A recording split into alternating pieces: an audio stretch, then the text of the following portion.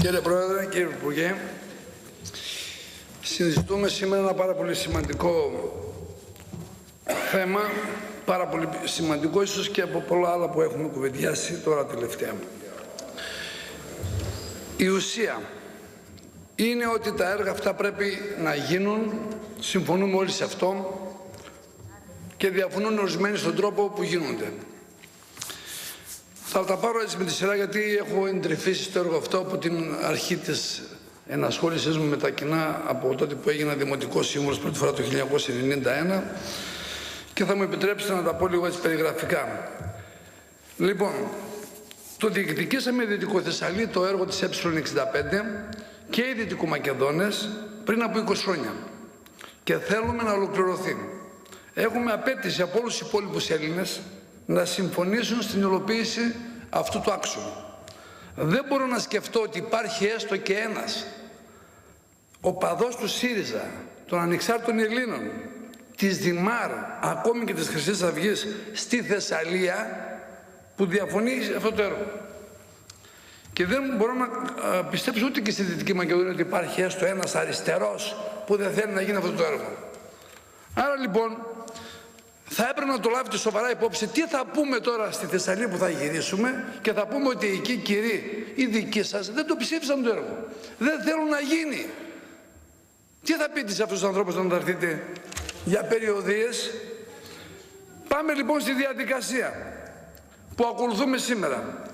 Μετά από μια μεγάλη διαβούλευση που ξεκίνησε το 1992 επί κυρίου Λαλιώτη υπουργού τότε, με διάφορες εναλλακτικές προτάσεις και έληξε με την πρόταση δημοπράτηση του έργου από την κυβέρνηση της Νέας Δημοκρατίας επί το 1992 Κώστα Καρακουνάκη. Το 1992 πίσω. 93 πότε ήταν, ο Ρουαλιώτης, ήταν το... ναι. Επί κυβέρνησης Σιμίτη, ήταν ο Μητσοτάκης, ναι. Ωραία, είχε ξεκινήσει και πιο πριν. Η διαδικασία τότε αστόση έφερε την πρώτη μελέτη. Μόνο νομάρχης Φθιώτης το διορθώθηκε. Λοιπόν, 31 Μαΐου του 2007 είχαμε τη σύμβαση παραχώρησης, δηλαδή τη σύμβαση υλοποίησης του έργου. Όλοι αποδεχτήκαμε τη διαδικασία τότε. Δεν είχαμε προσφυγές επί της διαδικασίας. Τα έργα ξεκίνησαν, εγκαταστάθηκαν οι εργολάβοι και έγιναν το κομμάτι από την Λαμία μέχρι και την Καλαμπάκα στο Μουργάνι, ενώ το κομμάτι από το Μουργάνι μέχρι τα Γρεβενά είχε προσφυγές στο Συμβούλιο Περιφερειακής και δεν ξεκίνησαν ποτέ τα έργα. Μετά τη διακοπή των εργασιών το τέλος το 2010 επί υπουργού του κ. Ρέπα, επανερχόμαστε τώρα σε μια τροποποιημένη σύμβαση η οποία αποπειράται να τελειώσει το έργο. Άρα λοιπόν στο σημερινό νομοσχέδιο έρχεται η έγκρισή μας για τα 95 χιλιόμετρα και η ουσία είναι ότι το έργο συνεχίζεται και δεν μπαίνει στο ψυγείο. Το έργο συνεχίζεται και η Δυτική Θεσσαλία ελπίζει σε μια νέα εποχή όπου η ανάπτυξη δεν είναι ουτοπία αλλά πραγματικότητα. Πάνω λοιπόν στη νέα πραγματικότητα εμείς οι Δυτικοθεσσαλοί θέλουμε να χτίσουμε μια νέα εποχή και θα το κάνουμε. Η επαναφορά των εργοταξίων θα κινητοποιήσει πάρα πολλές δυνάμεις της τοπικής οικονομίας που θα επενδύσουν πάνω στον άξονα αυτόν. Η Νότια και η Κεντρική Ελλάδα θα γνωρίσει τη Δυτική Θεσσαλία και τις δυνατότητές της. Σε 3 χρόνια θα έχουμε το πλήρες τμήμα Λαμία, Τρίκαλα, Καλαμπάκα και μέχρι το 2018 τη σύνδεση με την Ιγνατία.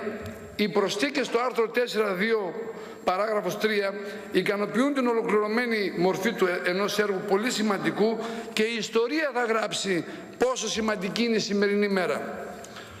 Θα πω 2 λόγια για το κόστος. Αγαπητοί συνάδελφοι, το κόστος προδιαγράφηκε στην αρχική σύμβαση το 2007, όπως προέκυψε με το διεθνή διαγωνισμό που έγινε τότε. Δεν μπορώ να επισέλθω στην ακριβή αποτίμηση της συμβαστικής συμφωνίας που ήρθε σήμερα.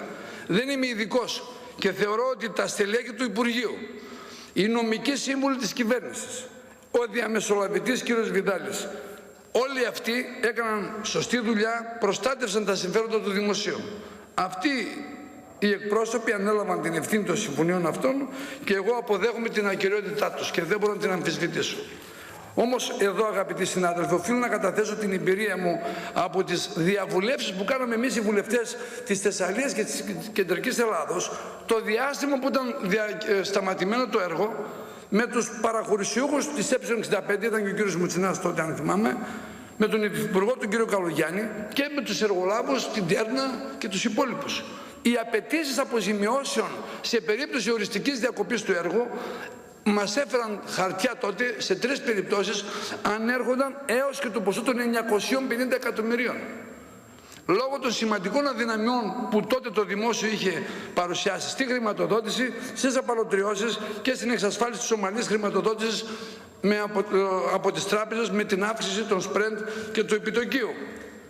Άρα λοιπόν είναι δεδομένο ότι αν το έργο διακόπτονταν εντελώς θα πηγαίναμε σε δικαστικές διαδικασίες οι οποίες αν όχι τα 900 εκατομμύρια σίγουρα ένα πάρα πολύ μεγάλο ποσό, πάνω από 500 εκατομμύρια θα χρειαζόταν να αποζημιώσουμε αυτούς τους κυρίους, τους τραπεζίτες κυρίως τους ξένους και τους Ισπανούς γιατί δεν θα κάνουν το έργο. Και θα έπρεπε μετά εμείς να βάλουμε άλλο 1,5 δισεκατομμύριο με δικούς μας πόρους να το φτιάξουμε το έργο με δικούς μας διαγωνισμούς. Άρα λοιπόν η ζημιά ποια είναι? Ότι και αποζημιώσεις θα είχαμε με απρόβλεπτο κόστος, με ξένα δικαστήρια και θα πληρώνουμε πάλι το έργο από την αρχή. Δεν είναι τα ίδια. Πρέπει να καταλάβετε και το εξής, ότι κερδίζουμε 1,7 δις την επιδότηση που δίναμε με την αρχική σύμβαση λόγω της μειωμένης κοστολόγησης απόδοση οικονομικής του έργου της κεντρικής Ελλάδος που δεν είχε πολλά διόδια, έπαιρναν τα διόδια εργολάβοι και 1,7 δις στα 30 χρόνια επιδότηση από τον εθνικό προϋπολογισμό λόγω της μειωμένης για να καλυφθεί το έργο. Αυτό το κερδίζουμε. Άρα λοιπόν σε 30 χρόνια θα μου πείτε είναι πάρα πολλά, κερδίζουμε για αυτή την ωφέλεια. Άρα λοιπόν η ωφέλεια είναι προφανής και μόνο κάποιος αδιάφορο για τη δικιά μας την περιοχή μπορεί να αντιδρά και να καταγγέλει αυτή τη συμφωνία που επιτεύχθηκε. 2 λόγια για τα διόδια. Λοιπόν, κοιτάξτε κύριε, η σύμβαση λέει σαφώς 4 λεπτά το χιλιόμετρο, δηλαδή 4 ευρώ στα 100 χιλιόμετρα. Αυτό θα είναι το μέσο κόστος που νομίζω ότι είναι φτηνότερο από ό,τι είναι στην υπόλοιπη Ευρώπη.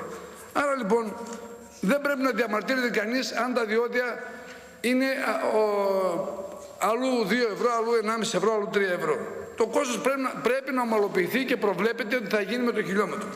Όμως εγώ θέλω να πω μια προσωπική μου εμπειρία και ένα παράπονο μεγάλο. Από το 1974 που πέρασα στο Πολυτεχνείο, κάνω τη διαδρομή Τρίκαλα-Αθήνα. Πληρώνω 40 χρόνια διόδια, είτε με το αυτοκίνητό μου ή μέσω του εισιτηρίου του ΧΤΕΛ, για να έρχομαι στην Αθήνα και με τα λεφτά τα δικά μας των Θεσσαλών έγιναν οι δρόμοι αυτοί μέσα στο Λεκανοπαίδιο, έφτασαν στη Βιωτία, έφτασαν στη Φθιώτιδα, έφτασαν στη Χαλκίδα, για να έχετε δρόμους εις ασφαλείς και εμείς να σκοτωνόμαστε, μισό λεπτό κύριε Πρόεδρε, τελευταίος είμαι. Λοιπόν, και να σκοτωνόμαστε εμείς στο Δομοκό και στη Θεσσαλία και στα Τέμπη και εσείς να πάτε με ασφάλεια στην Αθήνα. Και τώρα που τελειώσατε εσείς, έρχεστε να πείτε δεν θα πληρώσουμε διόδια και θα μείνουμε εμείς χωρίς δρόμους. Δεν το κατάλαβα αυτό. Δεν το κατάλαβα αυτό. Όχι κύριε, θα πληρώσετε όλοι οι υπόλοιποι που ωφεληθήκατε μέχρι τώρα για να γίνουν και οι δικοί μας δρόμοι και για τη Θεσσαλία και για τη Δυτική Μακεδονία. Διότι εμείς δεν είμαστε τα χορόιδα της υποθέσεως.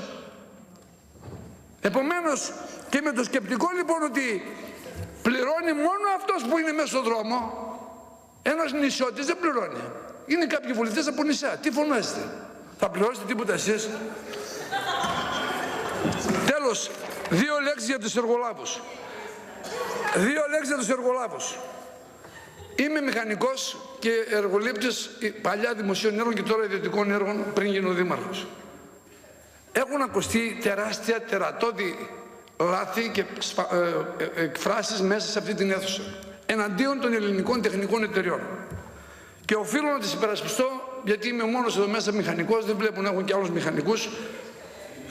Εργολάβους δημοσίων έργων δεν υπάρχουν εδώ μέσα. Θέλω να πω το εξής. Είναι τιμητικό που καταρχάς οι ελληνικές εταιρείες έχουν μείνει πάρα πολύ λίγες. Λέτε τους εθνικούς εργολάβους. Για να δούμε πόσοι από αυτούς τους εργολάβους έχουν επιβιώσει μέχρι τώρα. Περνάτε τον δρόμο και βλέπετε διάφορα ονόματα στις γέφυρες. Ξέρετε ότι οι πιο πολλές εταιρείες δεν έχουν κλείσει. Έχουν χρεοκοπήσει από το ελληνικό δημόσιο. ότι το ελληνικό δημόσιο έχει χρεοκοπήσει όλες τις τεχνικές εταιρείες όλα αυτά τα χρόνια, διότι δεν τους πλήρωνε, δεν τους κατέβαλε έγκαιρα τα χρήματά τους, διότι αθετούσε τις συμφωνίες. Όλες αυτές οι εταιρείες που βλέπετε, Αττικάτ, ΑΕΓΕΚ, δεν έχουν κλείσει όλες. Σαραντόπουλος, υπάρχει καμιά εταιρεία? Πού είναι αυτές οι εταιρείες? Μείναν 3 εταιρείες λοιπόν, 2 ελληνικές, 3 ελληνικές και μια κυπριακή, να τις κλείσουμε κι αυτές. Και εν πάση περιπτώσει, ποιοι δουλεύουν στις εταιρείες? Τα έργα θα τα κάνουν οι εταιρείες αυτές. Δεκάδες τεχνικές εταιρείες μεσαίες που δουλεύουν ως υπεργολάβοι στα έργα αυτά, θεσσαλικές εταιρείες φτιάξαν όλη τη Θεσσαλία. Λέτε το ήρθε ποτέ η Τέρνα να φτιάξει έργα στη Θεσσαλία? Είχε μοιραστεί το κομμάτι στις θεσσαλικές εταιρείες και δούλευαν εταιρείες από τα Τρίκαλα, την Καρδίτσα, τη Λαμία, τη Λάρισα. Δηλαδή αυτές οι εταιρείες δεν πρέπει να ζήσουν? Θα τις κλείσουμε όλες για να έρθουν οι ξένοι? Και θέλετε δηλαδή να γεμίσουμε την Ελλάδα με ξένες εταιρείες, όπως έγινε στη βιομηχανία που κλείσαν οι ελληνικές βιομηχανίες και έχουμε τώρα όλες ξένες και έγινε αφιελληνισμός της βιομηχανίας, του εμπορίου, του σούπερ μάρκετ? Επομένως είναι πολύ άδικος αυτός ο διάλογος που κάνουμε. Έχουμε μετέλθει σε έναν εμφύλιο πόλεμο. Μαλώνουν μεταξύ μας οι Έλληνες εναντίον των Ελλήνων, ενώ θα πρέπει να βρούμε κάποια μέση λύση. Άρα λοιπόν, αρκετά λοιπόν με αυτόν τον πόλεμο τον ιδιότυπο, τα έργα πρέπει να γίνουν, πρέπει να φτάσει η ανάπτυξη σε όλα τα σημεία της Ελλάδος, από την Καλαμάτα μέχρι την Αιτωλοακαρνανία, που σωστά είπε ότι δεν έχει τρένο, μέχρι τον Καστοριά, τα Τρίκαλα, την Καρδίτσα, παντού, και έτσι να έχουμε μια ισόρροπη ανάπτυξη, αυτό που το λέμε πάντα, και η αριστερά του λέει πάντα πιο πολύ από ό,τι λέει η δεξιά, και όμως δεν την συμφωνούμε. Τότε λοιπόν θα αποδείξουμε ότι η Ελλάδα δεν είναι μόνο Αθήνα, Θεσσαλονίκη, Βόλος που έχει τελειώσει το έργο, κύριε Μουτσινά, και τώρα είστε άνετοι εσείς, γιατί τελείωσε ο δρόμος για το Βόλο και για τη Λάρισα και τώρα ζορίζετε για τα διόδια, έτσι. Τώρα να μην γίνει στα Τρίκαλα ο δρόμος, ενώ στο Βόλο να γίνει. Και εσείς και η κυρία Χρυσοβελώνη. Έτσι έπρεπε να δω αν ο δρόμος οδηγούσε στο Βόλο, τι θα λέγατε? Θα λέγατε να γίνει ο δρόμος ή δεν θα γινόταν? Άρα λοιπόν ας τα αφήσουμε αυτά. Η ανάπτυξη πρέπει να φτάσει παντού. Και νομίζω ότι επειδή κανένας μας δεν είναι ειδικός στα οικονομικά τόσο πολύ καλός, ας εμπιστευτούμε τους ανθρώπους που έχει η κυβέρνηση, η εκάστοτε κυβέρνηση, που έχουν κάνει συμφωνίες, και να δούμε επιτέλους μια άσπρη μέρα στον τόπο μας. Ευχαριστώ πολύ.